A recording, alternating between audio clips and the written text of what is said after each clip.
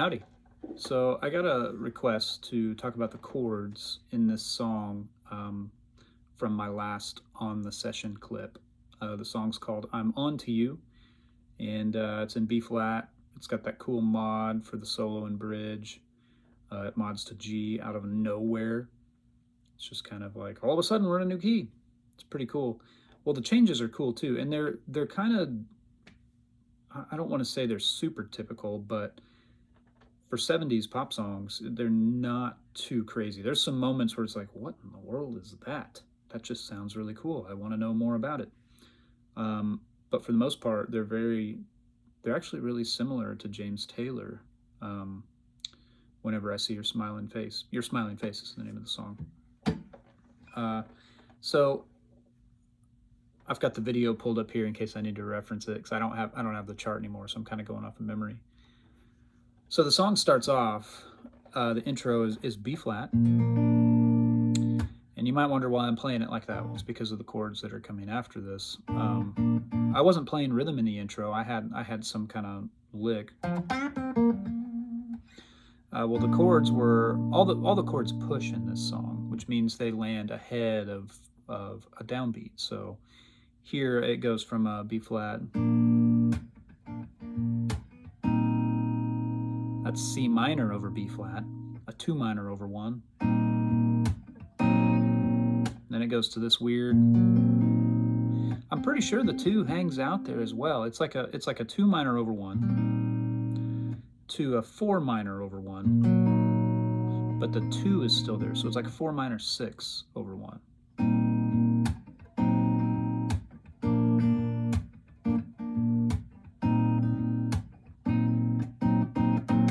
So the way that I'm playing that, not super cleanly, is I've got this, just those 3 notes that make up a C minor triad, right? While keeping my pinky on the root, the B flat, because that's being pedaled underneath these changes. And then the 4 minor, like this would be the 3rd and the root of a 4 chord in B flat. That's a really cool voicing for an E flat chord in B flat. So in order to make that minor, you drop the 3rd, half a step. I gotta change the way I'm playing it. So that's the intro.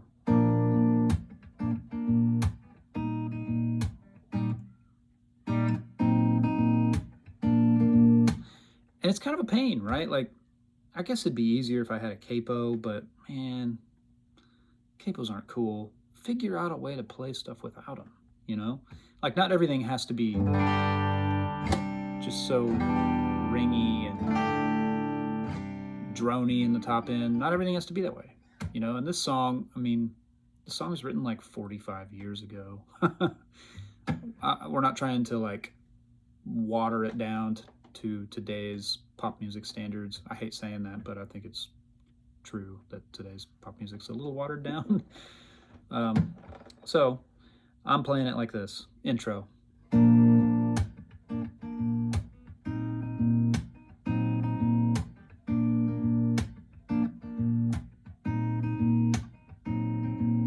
then it goes to the verse, and we'll get there in a second. So really, those are the same notes as if I were playing B flat like this, but with my index finger anchoring the root note, I can't really catch the minor.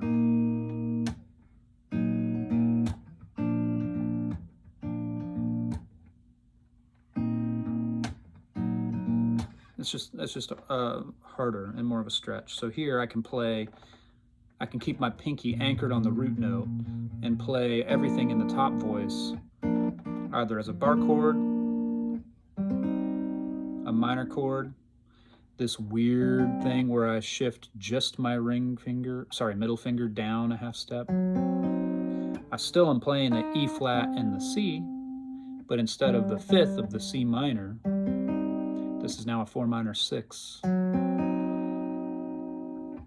So we've got our minor notes from the minor 4, but we still have the 6 of the 4. The 6 of the 4. This is how my brain works. And if I might communicate it to you, hopefully that makes sense.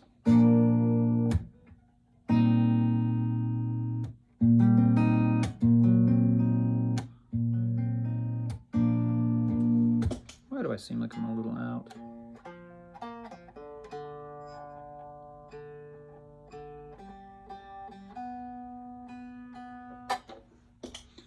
Okay, so we get through the intro.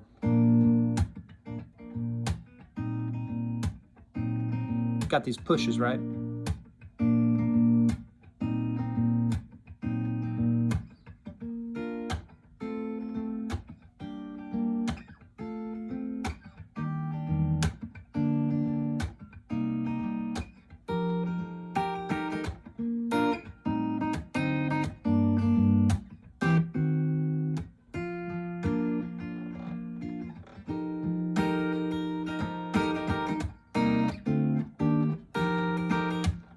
Okay, that's the entire verse and pre-chorus. Let's break that down a little bit. So the harmony of the song kind of walks down the scale with these chords, right? There's a 1 chord, 5/7, 6 minor, and it goes to 5, but I'm a top voice instrument, so I'm not necessarily, I could go there, but I went back up here because the next chord's a 4 major 7, and I can catch a cool voicing of that. Again, pinky, 6th fret of the A string. This is E flat major 7. There's an E flat triad, but if I bar top 3 strings with my index finger on the 3rd fret, I get the major 7 of E flat, which is the 3rd of the scale because E flat's the 4. And I also get E flat's 3rd on the top. Then a 1/3, 2 minor 7, and then a chord that you hear all over in 70s pop music. It's a 4/5. Kind of just use it in place of a 5 chord. So the first half of the verse, in time, and these are push changes as well, right?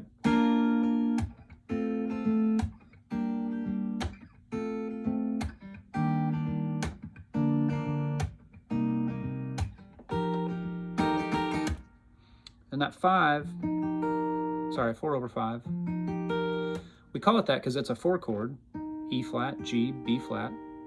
That's the major triad. That's the 4 in the key of B flat, right? B flat, C, D, E flat. Same note. But we're calling it over 5 because there's a 5 in the bass. What a great chord. It just kind of puts you in that era, doesn't it? And then the back half of the verse is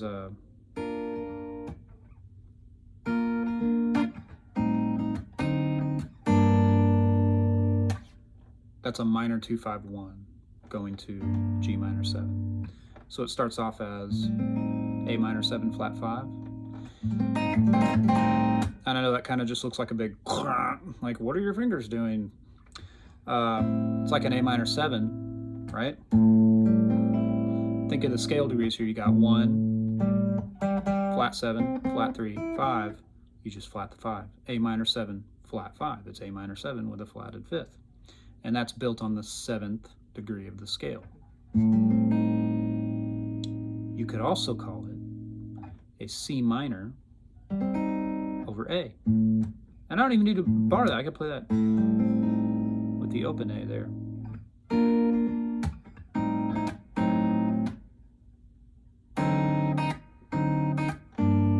And I go to a 3, 7 flat 9.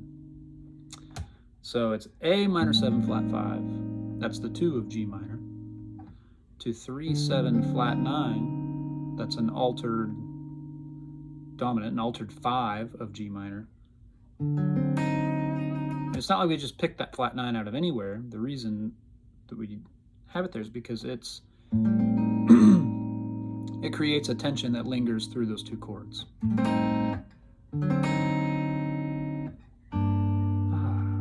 There's the release, right?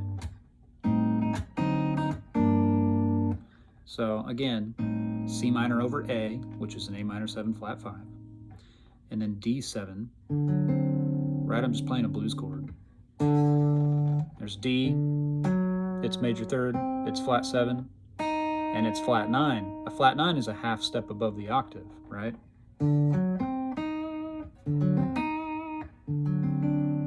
Like that would be your normal.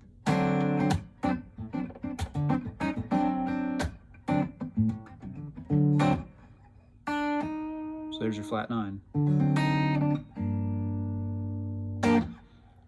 That's a standard minor 2-5-1.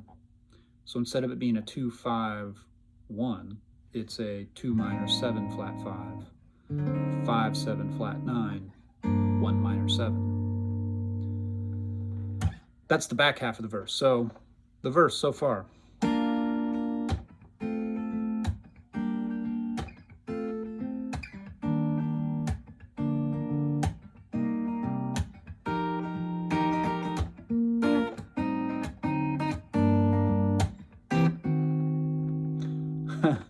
Uh-oh, like what is that? And why is it so cool?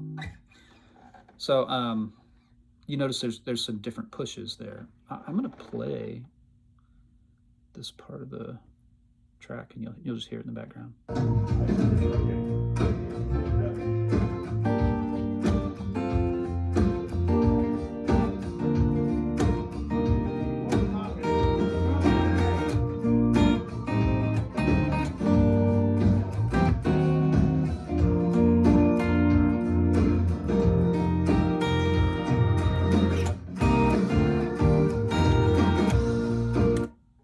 So you hear there's some different pushes happening, but after that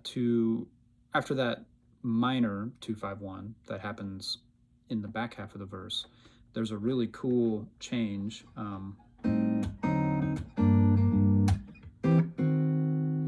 So this is 2 over sharp 4, which is just an inverted 2 chord. It's a C chord, right? C over E. Boy, there's something that this guitar does not like about the material in my jeans. It's like making all this noise. Anyway.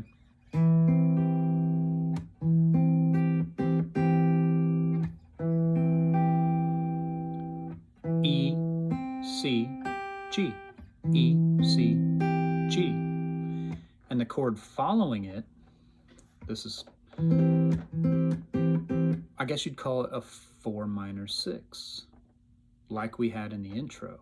That's the best way that I can think of it, because what we do is we drop the top and the bottom voices while leaving our C note there. So instead of having E, C, G, we have E flat, C, G flat. Well, E and G flat, E flat and G flat make up an E flat minor, right? Those are part of an E flat minor, but instead of having the 5th, we've got the 6th. So it's like this cool move that goes from a 2 chord to a 4 minor 6. If you want the full 4 minor 6, put the B flat on the top. But really it was just, it was more about that move.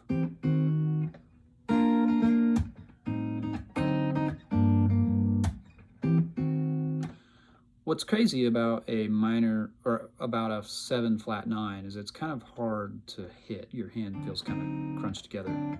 Instead of a dominant 7th chord like this, you slide just your index finger up a half step. Well, there are 2 fingers that don't move between a minor 7 flat 5 and a 5-7 flat 9.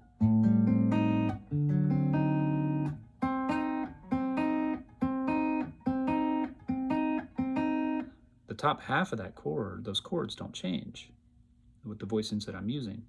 And, you know, we talked a little bit ago about lingering tension. That's what that is. And then it's released. We go from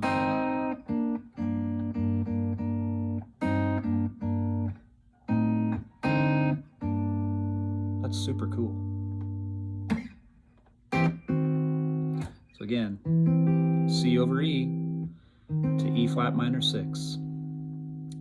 And I was leading this session, so I wrote the charts, and I literally wrote 2 over sharp 4 to 4 minor 6. And everyone's kind of like, whoa, you know, like, you don't immediately hear, or I didn't anyway, hear how that's, like, the meat of that change is that you're just taking 2 chord degrees and sliding both of them down a half step. But that's kind of the beauty of the guitar, is that you can see that on the fretboard, right? And then after that, we have 1 over 5 for a whole bar. That's just a really strong, cool 1 chord that doesn't sound like completely settled. Now it does with the 1 in the bass, but with the 5 in the bass, it's just, I don't know, solid. And then a full bar of 4 over 5. And then our pre-chorus follows the vocal rhythm. So 2, 3, 4, 1, 2, 3, 4. Really, we're just going 2 minor 7, 3 minor 7, 4 major 7, 4 over 5, and then the chorus. And I had a cool, like, octave part that was, you know, playing through the changes, but not, I wasn't clouding up any of the mid-range of the chorus with my voicings. So, and that was really doing the same kind of thing as the verse. It just didn't have the funky minor 2-5-1 in the back half of it. It was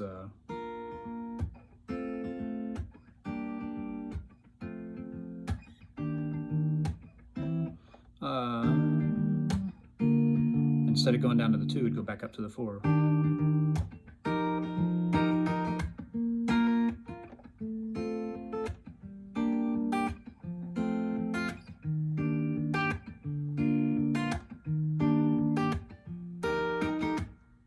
And then our turnaround.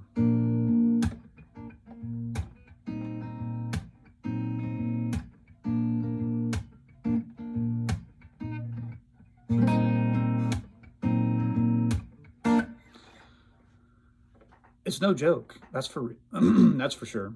So let's listen. Back up a little bit.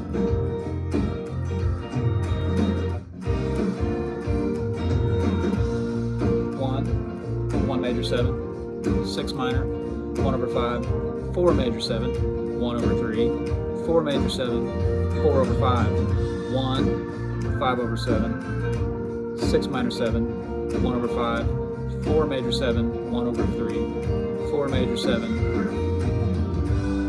and then we jump. So,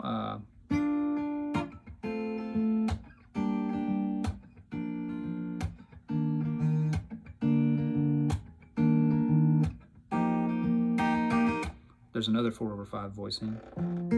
You're literally playing a 4 chord, you know, our D shape, right? That's E flat, the 4 of B flat. We put an F underneath it. That's the 5 of B flat.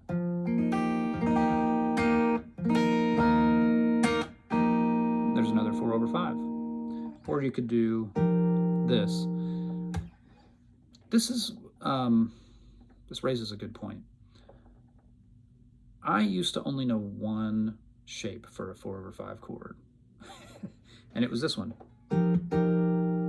So if I was playing a 4 over 5 in the key of D, I'm sorry, yeah, key of D,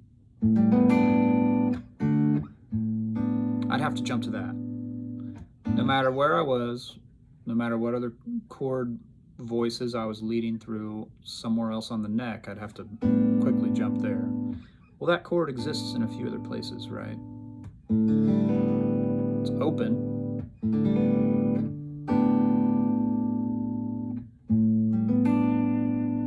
Pick any A chord, or sorry, pick any G chord and put any A underneath it, right?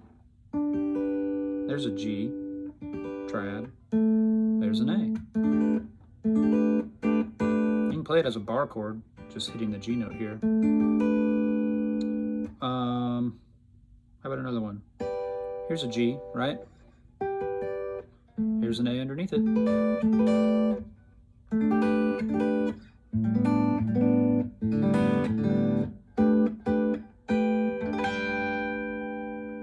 mean, that's got a lot of notes. You don't need to play that many notes. You just need to play the important ones.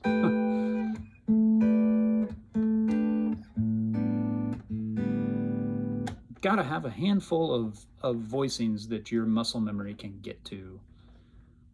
So you're not jumping all over the neck for this one chord that you're not quite aware of in its many shapes on the fretboard.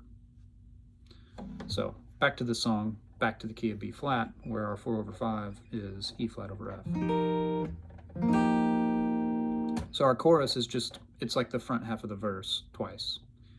And actually the first time on the chorus, instead of going to 5/7, it goes to a 1 major 7. So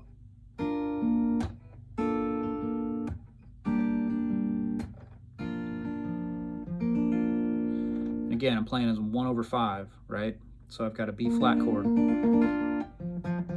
over the 5, F, and you can actually bar those 3 notes, and you can see that doesn't look like it's healthy for my finger, but man, it works. Sure makes the tip of my finger look really red though, because I'm bending my knuckle backward. Let me see, can you even see it? Yeah, you can see my knuckle. Isn't that weird? And then up. So I'm covering those 3 strings while still letting this ring out behind that bar.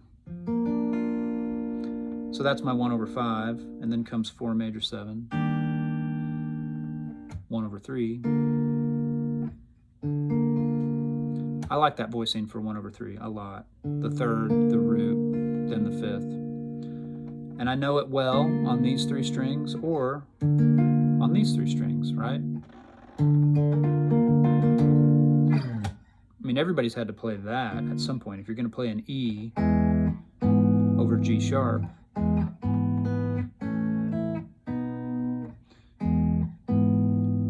I mean, that's a 1/3.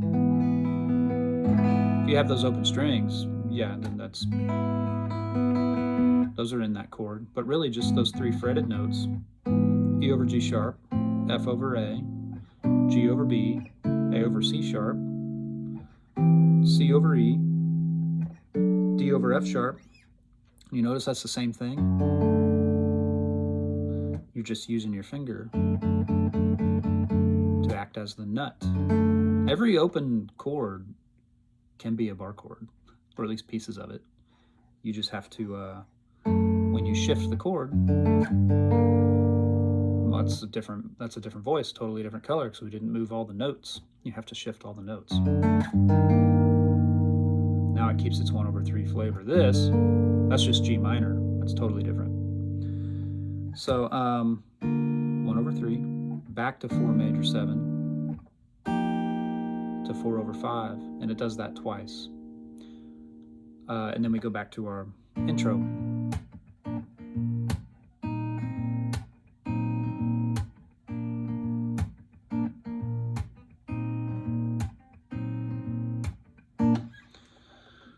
So after the second chorus, it doesn't go back to the intro. We go through 2 times of, sorry, it's not exactly the same twice. The first time through the chorus, it's 1 major 7. The second time, it's 1 5/7. And then 6 minor, 1/5, 4 major 7, 1/3, 4 major 7, 4/5,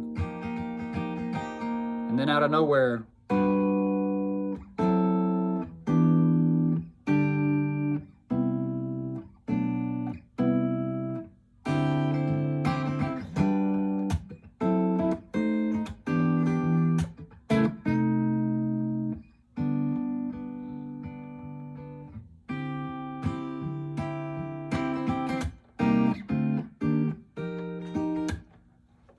so there's a solo over the verse, and the solo ends, and you'll notice on the video, he was singing the very end, like the very beginning of where his vocal comes back in so quietly that I didn't hear it, and I kept soloing over it.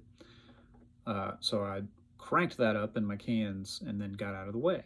And so the final take on that clip, I finally got out of the way of the vocal. And he comes back in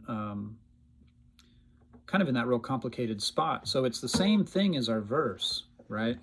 1, that's like 5/7 over 7. Well, that's a 9 chord. I'm sorry. This is the cool thing about minor 7 flat 5s. It is the upper voice of a dominant 7th chord. Sorry, a dominant 9th chord. See that? That's D9.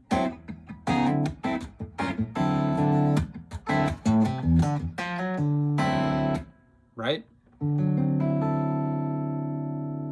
Well, listen. Without the root, all I did was stop playing the root. Minor 7 flat 5. That's all it is. It's the upper degrees of a D9 chord. F sharp minor 7 flat 5 is. So really, tip, if you're trying to solo over changes and something hangs out on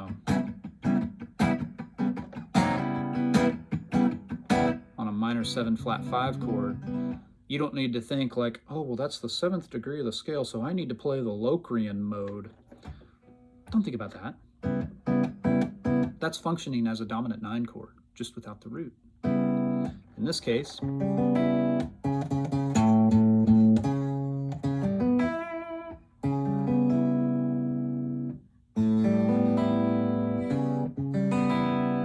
that's a cool open way to play it.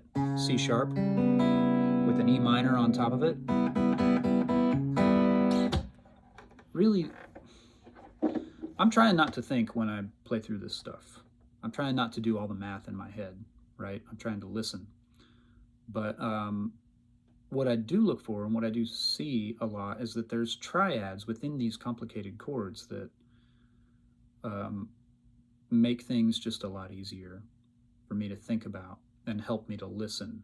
Like I'm listening in the context of, oh, there's a triad within that. Like back in B flat in the verse, when we hit that A minor 7 flat 5, there's a C minor in there. And in the D7 flat 9, there's a dominant 7th chord in that. It's A flat 7 over D.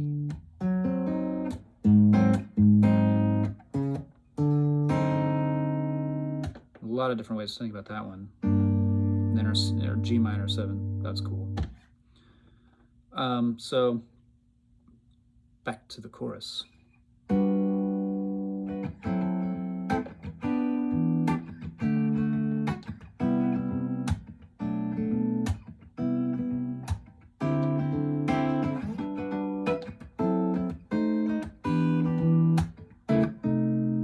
So this is the same moves as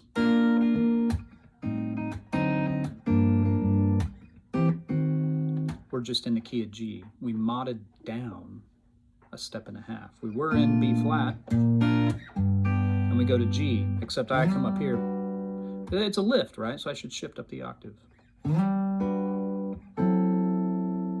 So I'm playing that. That's functioning as a 5 over 7. It's just kind of a jazzy block chord way of getting through it, I suppose. I think I actually did play a D7. So G major 7, F sharp minor 7 flat 5, E minor 7, D7, C major 7, B minor 7, C major 7, C over D.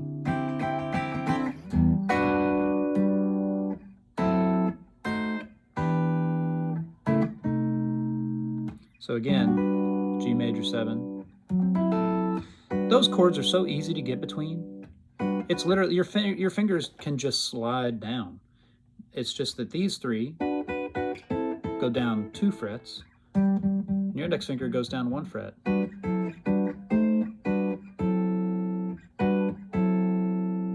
That's an easy change. Easy way to get to a minor 7 flat 5. So in the back half of the solo, it follows the verse where it has that minor 2-5-1, except we're playing it in E minor instead of G minor. Instead of that, it's. And I changed voicings there a little bit. I guess I could have played.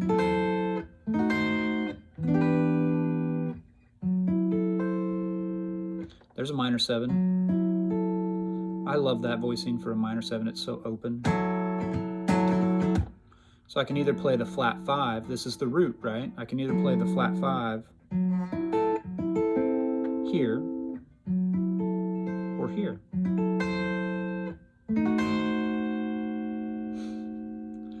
There's our dominant 7 flat 9, which is also, let me think about this.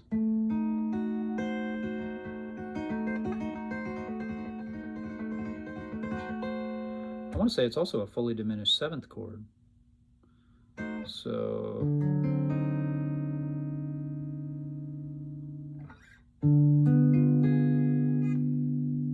no, it's not that.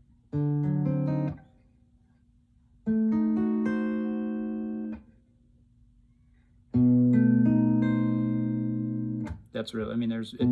Okay, so we're at minor 2-5-1 in E minor, right?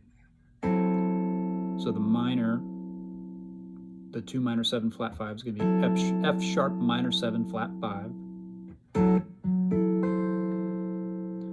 And the 5 is going to be a 5 flat 9. It's going to be a 5-7 flat 9. You can play it like that. There's the root, flat 7, 3rd, flat 9. Or you could play it flat 7, 3rd, 5th, flat 9. So there's no root in that voicing. So yeah, that is a fully diminished 7th chord.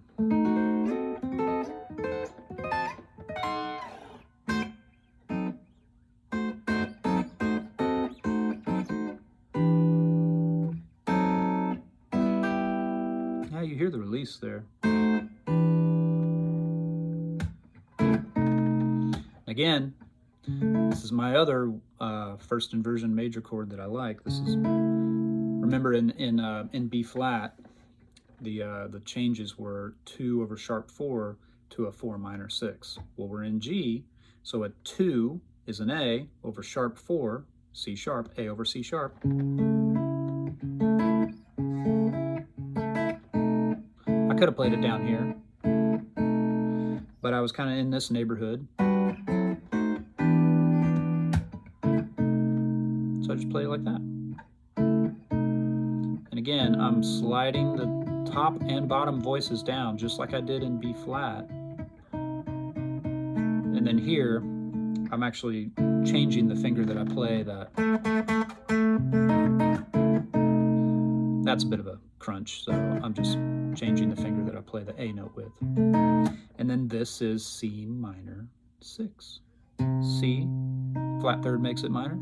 There's your 6, right? Just like we had E flat, flat 3rd makes it minor, and there's your 6. It's that in B flat, and then in G. And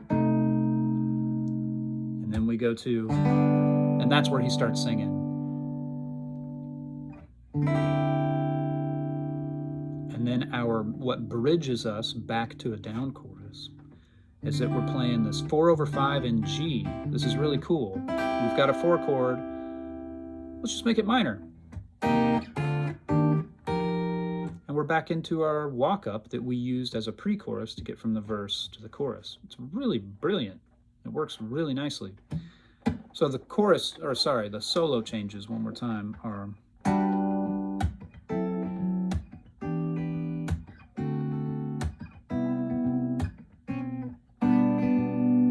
was I playing? No, I was playing minor 7. That's right. I tried to do both. That's why I screwed it up. So one more time from the solo bridge section.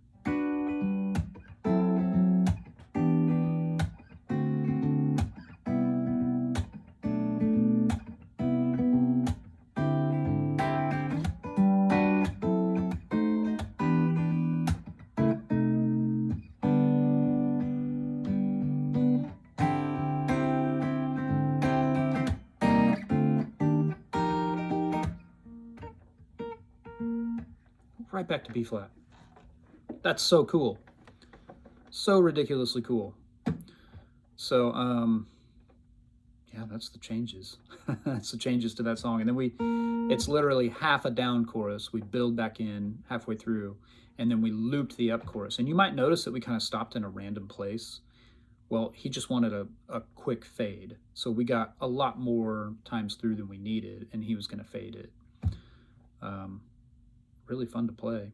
So, and for that song, that's not a song to me that you stack two electric guitars on. There's B3, there was acoustic, there was bass and drums.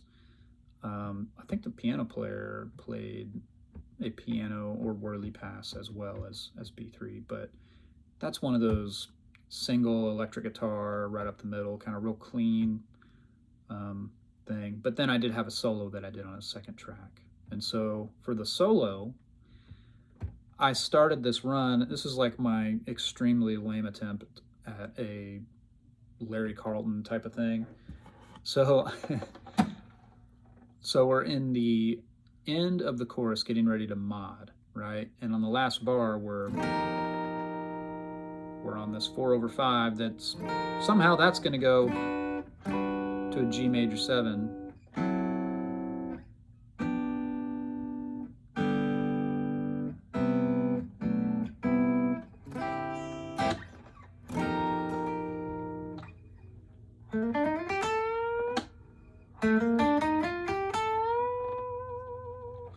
So I started this run in B flat on the A note, on the 7. And I think it's a triplet thing. And I started it on the down. Let's listen here. It was kind of in the way of the vocal, but they really liked it, so we made it work. And I think what I did was start it on the 4th beat of the bar before the solo. So I have a run that one beat of it is in B flat, but it ends on the 3rd of G. We end in G on the run. So let's see here. Yeah.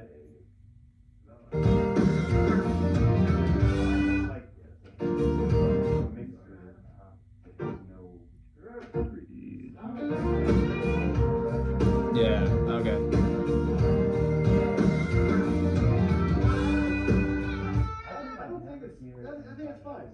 Yeah, they were deciding. It'll be better. They were deciding it was cool. Yeah. Yeah, I just said it. I'll start on beat 4. It'll be a little bit later. It won't interfere with that vocal phrase as much. So we make compromises to make things work.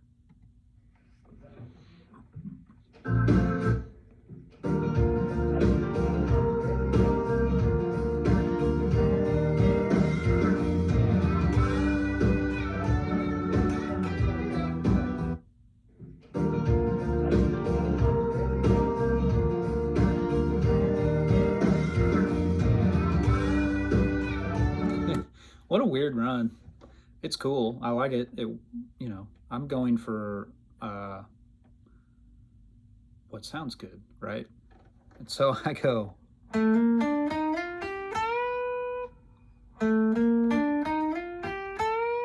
It's really kind of a B flat major 7 run. So in B flat, I'm playing A, B flat.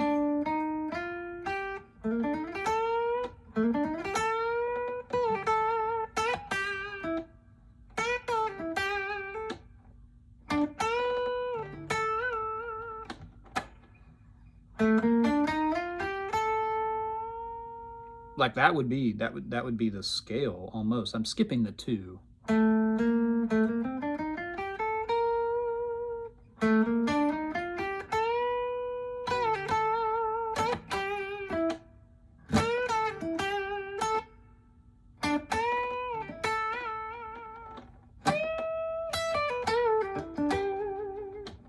Something like that. Yeah. And then I'm out of the way for the vocal. Just listen to it.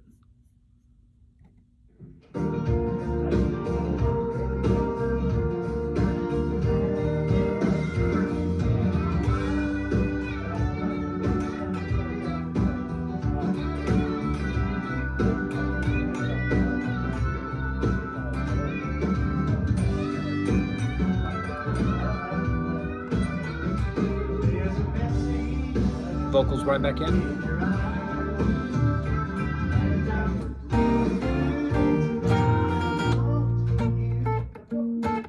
I like that one. So yeah, my chorus part, I'm almost completely staying on B flat.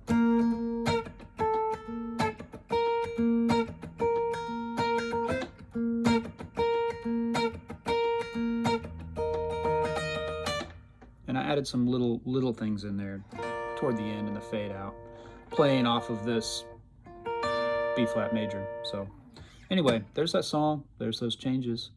I hope you enjoy. I hope you learned something from it.